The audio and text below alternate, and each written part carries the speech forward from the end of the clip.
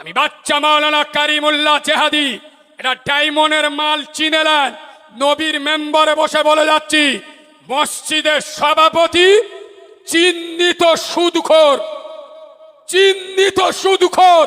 গ্রামের লোকের মর্দাঙ্গিনী নেই, ক্ষমতা নেই ওর মতো হারামখোরের বাচ্চাকে মসজিদ থেকে সরিয়ে দেবার। কিন্তু ইমাম যদি একটা ভুল করে, শালা একদিন সময় লাগবে না, ইমামকে সরিয়ে দেবে। কথা বলে না? আরে আমি ঠিক বলছি না ভুল বলছি? মসজিদের ক্যাশিয়ার, ক্যাশিয়ার বোঝেন, বোঝেন, মালকড়ি যার কাছ থাকে, শালা ওর বাপের ঘরের টাকা। খোদার কসম, বছরের পর বছর মসজিদের আয় ব্যয়ের হিসেব দেয় না, মসজিদের টাকা ছেড়ে খায়, মসজিদের জায়গা করে খায়। ওর মতো হারামির বাচ্চাকে মসজিদের ক্যাশিয়ার থেকে গ্রামের লোকের মর্দাঙ্গিনী নেই, দাদাগিরি নেই যে ওর মতো হারামির বাচ্চাকে মসজিদ থেকে সরিয়ে দেবার।